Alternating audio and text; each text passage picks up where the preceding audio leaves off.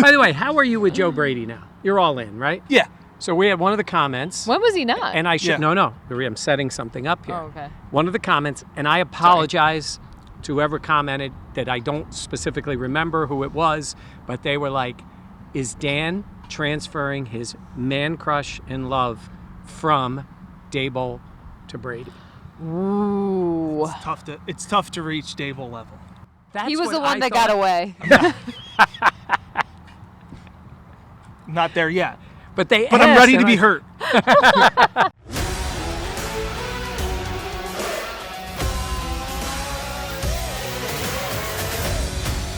All right, welcome back to the Buffalo Plus podcast presented by Connors and Ferris. Mike Catalana, Dan Fates. I am Jenna Cottrell. Please be sure to like, comment, subscribe, and share our channel. We always appreciate it. All right, day 3 of training camp in the books. We heard from Bobby Babich. We're going to talk a little bit of defense, but first, let's talk the offensive side of the ball. To start, Mike, Josh Allen was on a heater. Yeah, I tweeted out that 7-on-7 for Josh Allen is comical. For a lot of quarterbacks, it's good. It's hard to stop him, right? He's just there. He's dealing. He's moving around. Then even in the 11-on-11, they were making some plays. Yeah. It looked good, Dan, until it didn't look good. Yeah. Let's stay with the positives. Yeah. Okay. I thought early on, the 7-on-7, everybody got in the mix. Mm-hmm. And again, 7-on-7, there's no pass rush, but the corners, the secondary is still playing at full speed. It's still full speed without just Josh having to deal with the rush.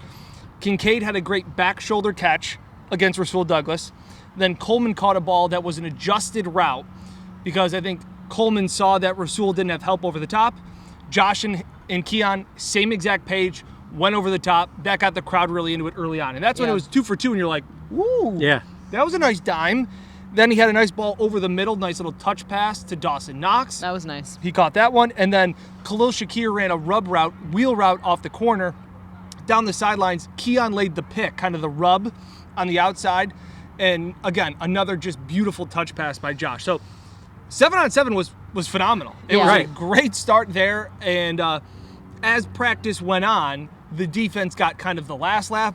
Maybe a little bit of Jekyll and Hyde for the offense. But again, early on, through most of this practice, I went, Josh is feeling it today. Yeah. Yeah, the ball wasn't hitting the ground. Yes. Because we talk about that a lot. You know, you watch and the ball's not hitting the ground. Guys are making catches. Allen is finding people. Again, within reason of what you actually see in a preseason training camp practice. I thought they looked really good early. Yeah, I did too. And I thought that was one of those things that you wanted to see the confidence continue to grow, the momentum continuing. And you're right. Like early on, I was like, that catch by Keon Coleman awesome. was excellent. Even just seeing, Dalton Kincaid, the Dawson Knox catch as well, like things like that. And we did get to speak to Keon Coleman today. And I found it so interesting because I was like, I was expecting to get like the laughs, it's Keon, it's the big personality, it's the cookies, it's the coat, all that stuff. But it was a lot more dialed back is the perfect way to phrase it. Turned it down a little bit. And I think we asked him, what has this been like trying to learn the playbook, all this stuff? And he's like, I've been studying. So I think now we've seen so much of his personality in really the off season. And now it's like, okay, now it's time to work. I even noticed that at minicamp too. Yes. It was like you see him on social and he's funny. Yeah. And somebody had said to me, I don't like when guys are brash. I never think he comes across as brash. He comes across a little goofy, right? Yeah. I think he's naive almost. Yeah. And not in like a dig way. But an authentic. And yes. goofiness. He Yes. leans into it a little bit too. Yeah. I think he does. And that part, I never hear him say, I'm this, I'm that. He plays with a confidence, I think. I agree. And that is necessary. He did that news conference back when we were at the mini camp, and I thought, wow, that was like a different guy than we had seen in the initial thing when he had fun with the cookies and the jacket and all that stuff. I think he's a pretty serious football player. Even though people from the outside see all the other stuff and they're like, oh, it's Keon and he's making the jokes and all. And even, Joe Brady and Brandon Beane saying, my friends around the league are like, he's a funny guy, hope he can play. But as a player, I find him to be, I say serious. I think that's the way you approach it. They didn't draft him for his personality. They drafted him for his play, and that is what we have seen. I thought it was another solid day from the rookie and another step in the right direction. Offense clicking early again, and it was like we've seen. It was all spread around. Yes. It wasn't everyone was eating, It used to be great day. Josh to Diggs, Josh to Diggs, Josh to Diggs. Gabe caught a pass. This is all over the place. And again, the sure hands, again, I've talked about it before.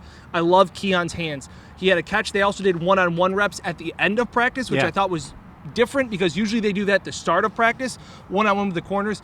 He won a route against Rasul Douglas where he went over top of him, and then he won on a little slant route inside on Taryn, and Taryn was all over him. But it was one of those contested catches in traffic that I thought those are the ones where they're trying to knock it out. And you got to have strong hands to come through the middle of the field, and I liked what I saw. And I don't want to interrupt you, but I do want to say one thing. Yes, you do. You talked about the way he is in the one-on-ones and those drills.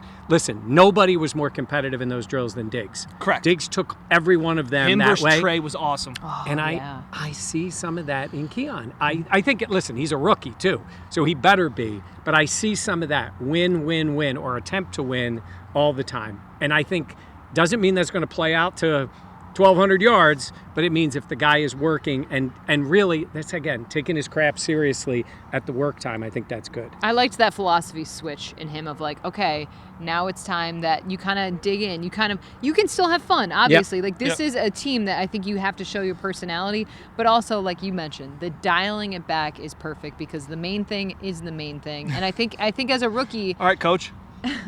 but it's true. Like I think sometimes it can be distracting when you get a lot of attention. Yep. So to just kind of hone in and be like, I noticed a big difference in his demeanor today, and not in a negative way, but just in a more focused way, which I appreciate. And going back to Mike's point, I thought the same thing at minicamp when he's like, I don't want to be remembered for cookies or a yellow jacket. I want to be remembered in it's time to focus in.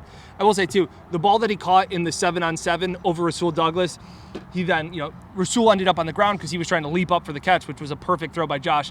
Keon helped him up. Diggs probably would have spun the football there and probably would have done a little dance. Keon just helped him up. I don't know about that. I would say that that's being deferential to a veteran in that moment. Yeah. I think that's a smart way to handle it. He's not doing that against the Jets, but it's your teammate in camp. But I don't know. With Diggs, in moments, if they were going at it, absolutely. If there had been stuff going on, I think Diggs would have celebrated. I think it's a different dynamic though when you're established. 100%. Yes. So I feel like that's not being. I think maybe Diggs would have done that, but it's because the dynamic in between them is different. And I also want to reserve the right to say, now we're seeing it in the regular season. But there's that old Tom Brady line. He's not even the only one. They used to use it. Who's Tom's favorite receiver? Whoever's open. Yeah. Right? I do sense some of that in camp this year. You said it about the targets. I think that is freeing for the quarterback. I think it's got to be. I think it's freeing where it's like, practice is practice, but you do try to play like you practice. Hold on, let him cook. I do think there is that element of I'm going to these guys. That's my focus. And then it's like, 10, 14, 0, whoever's there, I'm throwing the ball to. I think it will open up Josh's mind to see the whole field more. That's fair. Okay, but go ahead. Number one wide receivers get a whole lot of targets because they're number one wide receivers. I'm not disagreeing with you. I'm just saying, there's been a ton of talk about Josh forced the ball to Steph as if Steph, I don't know why we're talking, was so adamant of wanting the ball. We're talking about it because it's a marked difference now on the team. Yeah. Where Josh trusted Steph. So when he needed somebody to go to, Josh locked onto him. I don't think it was anything in the huddle of Diggs being like, hey, you better throw me the ball. I agree. It was just Michael Pittman for the Indianapolis Colts had 180 targets. CeeDee Lamb has a ton of targets. When you have a clear number one guy, you tend to focus on that guy. I think we'll see that a little bit with Kincaid this year as a guy that, hey, when I need to play and we need to get something going, I'm going to hone in on one guy because it's your go-to guy. It's who you trust. And he's going to try to build that. My only point with this now is Josh has a bunch of new guys. Yep. So earn your right. Yep. Earn that trust in the quarterback. We're going to learn today. Do we want to do our pass catcher of the day? Sure. Well, how did practice end? Well, it ended by 3 interceptions. Yeah. Like all in quite a short period of time. I wanted to ask you, Jenna, because I didn't hear the whole thing. Did Keon get asked about the interception? I don't think so. Okay. So there was a play. It appeared to me, standing there, not knowing what the call was, Not in the building. Keon may have had miscommunication with Josh. Yeah. And the ball went right into Kyrie Elam's hands, Yep. and he took it back, pick 6. big celebration moment. Josh threw it to a spot. 5 was the only one in that spot. Keon went out. And I think Shakir was on the inside, but I think it was Keon. That is me guessing. Yes. It looked like miscommunication. If I'm guessing on that, I'm saying it's Keon. Usually it would be the rookie and the wide receiver making the mistake. You don't know 100%. Josh also threw interceptions to Mac Hollins. It was also a miscommunication. Taylor Rapp picked that one off. And then a deep shot to Marquez Valdes-Scantling that was picked off by Christian Benford. So it was 3 interceptions in about a span of 5 plays. Dolphins fans and Chiefs fans that will come here will love this comment. Again, taking chances. And we've talked about it before. Josh and MVS trying to get on the same page. And I'm over here watching it, and I go, if you created a wide receiver in Madden, I think you would create somebody that would look like Marquez Valdes-Scantling. Yeah. Like, he just looks I can see the part. that. His hands can't be as bad as they were last year. They just can't. I hear you, but I feel like even through early on in camp, you're seeing kind of those, I don't want to say miscommunications, but I don't think they are on the same page. Well, we saw them after practice. Again, we were in the building, I guess, in the field. We were in the facility. But we weren't in the huddle. It was MVS and Shakir. Shakir, Brady, and Allen. Josh talking something through. It could have been about a specific route. It could have been anything. But there was a little bit of that today. And we have seen that time and time over the first 3 days of this first week of practice. Josh seeming to kind of keep tweaking things with MVS. Yeah. He is a fast, tall, wide receiver. Josh, we've joked around. He hasn't had options like this. Right. He joked after day 1, I can't throw it high enough for Mac Hollins. Yeah. Like he has. So Yeah. I think Josh is also having to get used to this. We're seeing Josh time and time again. I saw it again today. Even lining up with Joe Brady across. Like, hey, I want my guys here. I don't want them here. And all of these things. Josh has really taken control where Joe Brady says, this is Josh Allen's offense. I've seen that more and more of like, we're running this play. Josh is calling it. Josh is calling the shots. It's encouraging to see how they get on the same page. Because right now, him and MVS, for whatever reason, are not. MVS's best catch today was from Mitch Trubisky during 11 on 11. So they're not on the same page for whatever reason. It's the 3rd day of camp. He's worried. He's worried about his take. Yeah. Oh, yeah. Yeah. In case any of you missed it, we did our predictions on who would have the most receiving yards this year. For wide receivers. For wide receivers. And Jenna has Khalil Shakir. Yeah. I had Curtis Samuel. And Dan went all in on MVS. That's his guy. But it's early. It's not even August. Yeah. Relax. What could go wrong? Yeah. Somebody tweeted me the screenshot of MVS's stats for his career. He's like never had more than 600. It's like, research. By the way, how are you with Joe Brady now? You're all in, right? Yeah. So we had one of the comments. When was he not? And I should, Yeah. no, I'm setting something up here. Oh, okay. One of the comments, and I apologize to whoever commented that I don't specifically remember who it was, but they were like, is Dan transferring his man crush and love from Dable to Brady? Ooh. It's tough to reach Dable level. That's He was what the one I that thought. got away. Not there yet. But I'm I'm ready to be hurt. And that being said, there has been one of the big notes I put on here in my old How man about notebook. this, though? By the way, I love this. I know. I was just at the Country Music Hall of Fame, and it was cool. In some of these things, they have like notebooks chicken from scratch. the I was trying to from read like it. the artists, and when they write songs. That's cool. That's and then I'm Dan. like, this will be in the Hall of Fame for Dan. It'll be his notebooks, and it's tremendous. Motion, and I underlined it. Every single snap. It'd be a short list to mark down the plays that the Bills don't have some form of pre-snap motion. We saw that was a big adjustment in season, going from Dorsey to Brady, and it seems like it has been ratcheted up even more. And you like it? I love it. So The best offenses in the league, San Fran, Miami, pre-snap motion. It helps give you the answers to the test before the ball is snapped. You're seeing man, you're seeing zone, you're having the defense show their hand before the ball is snapped. I love it. now, Brian Dable, if you're watching this podcast, don't get too upset. It's just a summer fling going on right now. He was a little bored without you. He needed something else. Just glad we got to talk about Dable. The next line under Yes. motion is Josh and MVS not on the same page. Wow, I can that read had it. to hurt. Well, it actually says the same pay. Look at this. Yeah. There we go. Okay. Hey, listen, I was happy for the defense because they made some plays because They I thought they did. got handled in Yep. the last 2 days. Yeah. And I thought it was a little fight back. It is interesting. We always talk about this. Fans love offense. They love it. They want to see the touchdowns. Realizing that's your number one defense against them a lot Yeah. of times.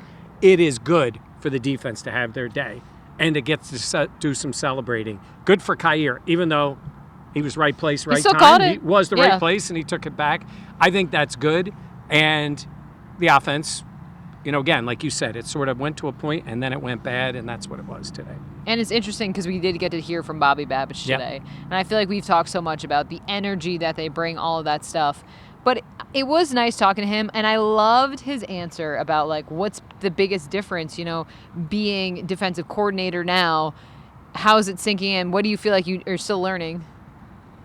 So I don't know what to do with my hands. So relatable, especially with this job. Don't know what to do with my hands. And on top of it, too, he said that individual drills, which is how every practice starts, and that's when you see the video, that's what we're allowed to shoot of guys going through footwork drills, all these things. When you're the position coach, you run that part of practice. And he goes, he kind of said to Mickey, I don't know where to go. And he goes, that's my favorite part of practice. And you can see it. We were over there in the far field because they practice special teams here. So we're able to film on the far field. And you can just see him wanting to go by the D-line and the linebackers. And he's giving some coaching, but he knows he has to give that to his coaches in that position. But he kind of just looks like a kid waiting for the school bus. Like, when do I get to go? He's got a lot of nervous energy, wasn't he? Didn't you say he was jogging around earlier today? He did wind sprints before. I don't think it's Same. nervous energy. I just think that we were all getting our wind sprints in. Yeah, he was like, "Oh, sorry, I'm a little hot from the wind sprints." I was like, "That's wild."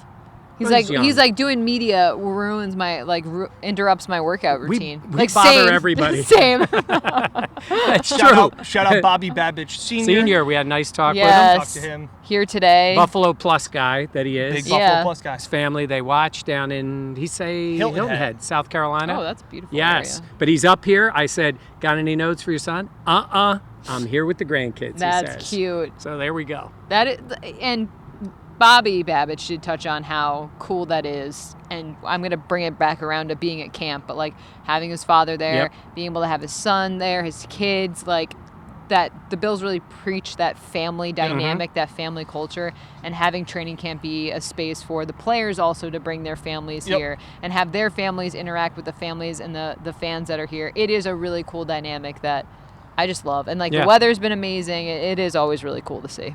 Pass catcher of the day? Dalton Kincaid. Yeah. Yeah. I mean, listen, every wide receiver today seemed to make up, we saw a lot of plays. Yeah. We saw not some great plays. We don't know all of Kincaid, you are just used to it. Yep. Caught that one right over here on a little out, turned on the defender. Yep. Ran down the sidelines. I think he went for a touchdown. We always joke about that. Oh, he's going Everybody for a goes to the end touchdown. zone. They were running plays too. Somebody commented, shame on me for not enjoying training camp runs. That might be up there with my salary cap. Thoughts? Wow, that passionate. I mean, I get it. It's Well, the just- coaches do tell them, go to the end zone. Yes. They do want to see that. Run it out, go to the end zone. But there's so many things, if you were a defensive player, that would be piss you annoying. off here. Yeah. So yesterday we talked to Joe Brady, and I asked him about that, and we talked about it, the celebrating and all that they do. So as later when he was leaving, I asked him, does that cause a little more competition with the defensive players? He goes, oh, you mean when guys are chucking the ball at somebody or throwing it at their feet, afterward? He goes, yeah, it does, but that's good for our guys too. Yeah. So a lot of times the defense got to celebrate today Yeah. because they had a pick six. It's not like you're having 9 of those during practice today. If you do, Yeah. Well, that's the Bills have had those before, but that was a little pre-Josh that they used to have those all the time. I know a lot of comments too were asking how Matt Milano looks. We asked obviously Bobby Babbage about that.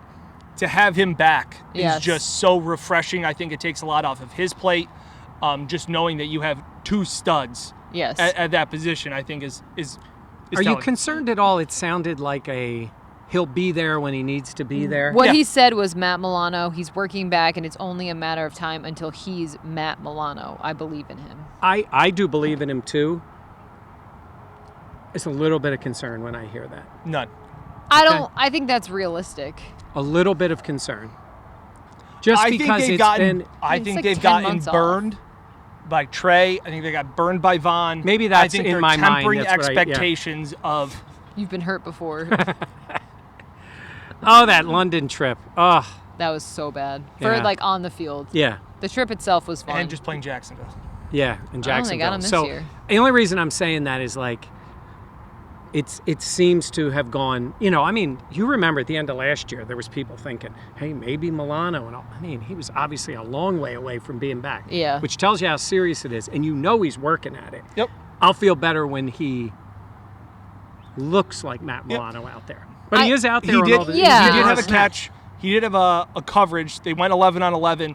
The ball got swung out in the flat to Curtis Samuel, and Milano was right there to wrap him up. Good. Yeah. So, of course, the mentions. Well, the mentions are, Curtis Samuel can't even get by a linebacker. It's Matt freaking Milano. Yeah. Okay, and he's right there reading the play. And Babbage was fired up to see that. So again, I know people are asking how he looks. Not doctors. Not doctors. No. Communications Looks school. pretty good. You too? Yeah. Yeah. Somehow they let me in. Yeah. I feel like I'm getting absolutely fried right I went now. hat today. My forehead shambles. In shambles. We didn't even mention, I mean, we all went shades because Dan Yeah. thought this was a the good shot. sun is very bright. Comment, But we're do you not. like the shot? Yeah, seriously, what do you think of this? Oh, also, I do. Someone was making fun of me because I had like what looked like a black choker on yesterday. It was just my press credential flipped around my bag. First of all- Which is even more No, embarrassing. I know, Just but like have your working with credential men, I'll be on. like, how do I look? Oh, fine.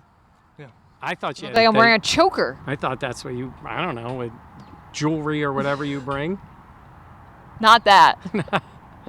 Whatever. All right. Anything else? No. Well, it's a day off. Tomorrow. Saturday for the yeah, team. Saturday. And then And we'll be for right us. back out here on Sunday. We have no idea what day it is. Nope. yeah.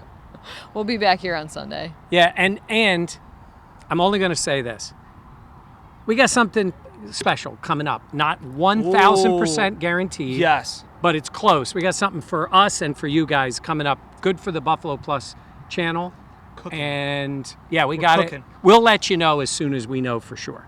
But it's pretty good. good. I think you'll enjoy it. It's a good tease. Yeah, how about that? All right, for Dan and Mike, I'm Jenna. Please be sure to like, comment, subscribe, and share. We'll be back when Bills training camp resumes on Sunday. Thank you so much for watching. We'll catch you next time here on the Buffalo Plus channel.